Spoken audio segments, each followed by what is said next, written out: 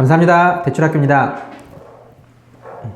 오늘은 은행에서 대출이 거절났을 때 어떻게 대처해야 되는지 설명을 좀 드릴게요.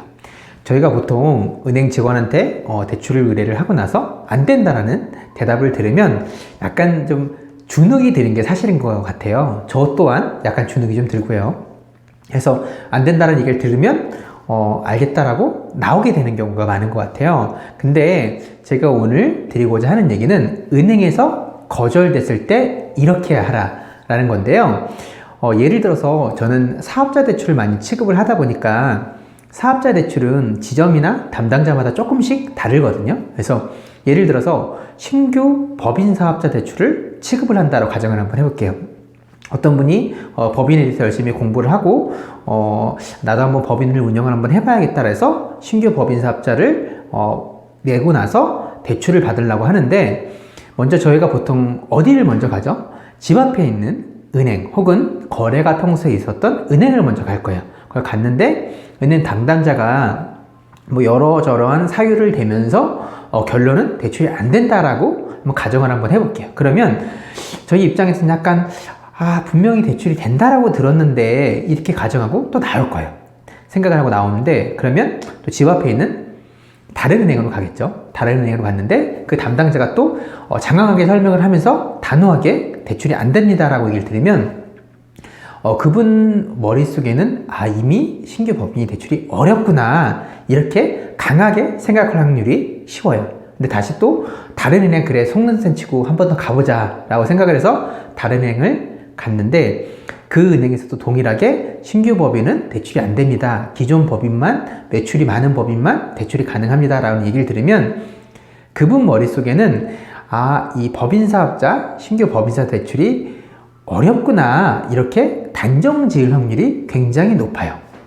그리고 예를 들어서 저한테 또 의뢰 주신 분 중에 토지 대출을 문의를 하신 적이 있었거든요. 토지 대출 같은 경우에 농협이 잘 나오기 때문에 그때 파주였던 것 같아요. 파주에 어떤 고객분이 대출을 의뢰를 해주셨는데 한도가 한 5억 정도 발생을 하는 건이었어요. 근데 은행 담당자가 여러저러한 사유를 대면서 대출이 안 된다라고 하는 거예요. 그래서 그러냐? 그래서 제가 그 은행 담당자에게 이런 사유 때문에 안 된다고 하셨으니까 이게 해결이 되면 대출이 가능하겠냐? 그랬더니 안 된다고 그러시는 거예요. 알겠다라고 얘기를 하고 또 다른 좀 멀리 좀 떨어져 있는 농협에 의뢰를 했어요. 그 담당자가 어떠한 이유로 또 대출이 안 된다라고 하는 거예요. 그래서 어디를 갈까 근처에는 좀 지점이 없어서 다시 A은행으로 좀 문의를 했거든요. 근데 그 사이에 간격이 조금 길었는데 그 사이에 A은행 담당자가 바뀐 거예요. 그래서 바뀌어서 다시 의뢰를 했더니 이러한 대출의 취급이 가능하냐라고 여쭤봤더니 가능하다라고 해서 대출이 실행이 됐거든요. 첫 번째 신규 법인사업자 안 된 경우 같은 경우에는 그 해당 은행이 신규 법인사업자에서 대출이 취급을 안 했던 거고요. 두 번째 농협에서 대출이 안 됐던 거는, 처음에 거절났던 거는 그 해당 담당자가 그 물건이 담당자도 당연히 권한이 있잖아요. 그래서 담당자가 그 대출이 그 물건지에 대해서 호의적으로 생각을 하진 않았던 것 같아요. 근데 만약에 저희가 대출이 둘 다 거절했다라고 거절을 됐다고 얘기를 들었을 때, 만약에 왜 혹시 대출이 거절됐는지 물어봤으면 그 실마리를 좀 풀 수 있거든요. 예를 들어서 거절된 사유는 되게 여러 가지가 있을 것 같아요. 첫 번째로는 감정가가 낮아서 대출 한도가 안 나와서 안 된다는 그런 경우도 있을 거고, 이미 최대 LTV가 초과돼서 안 된다고 할 수도 있고, 혹은 신용 등급이 너무 낮아서 안 된다, 혹은 용도 증명이 어려울 것 같다 이 물건에 대해서는, 그리고 사업 목적이 안 맞는다, 아니면 시급할 은행의 담당 또 지역이 있거든요. 취급할 지역이 아니어서 권역이 아니어서 취급을 못한다, 이런 여러 사유들이 있을 수 있을 거예요. 물론 은행에서 솔직하게 얘기해 주는 경우도 있지만 다른 이유인데 돌려서 얘기하는 경우도 있거든요. 그래서 만약에 은행에서 대출이 거절됐다라고 얘기를 들으시면 꼭 사유를 물어보세요.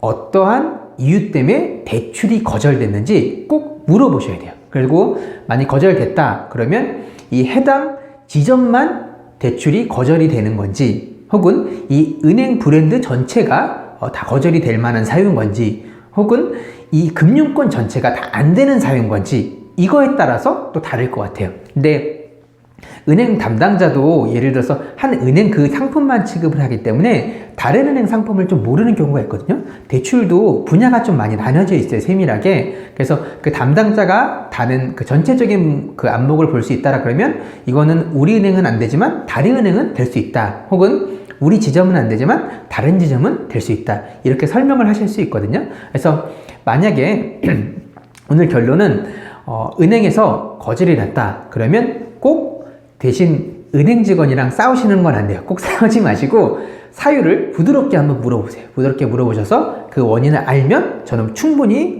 풀 수 있는 문제는 많다라고 생각을 하거든요.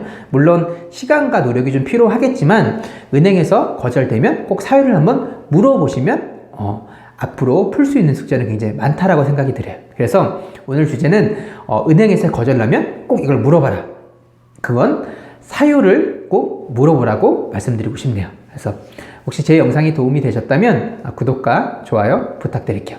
다음에는 더 좋은 영상으로 찾아뵙도록 하겠습니다. 이상입니다.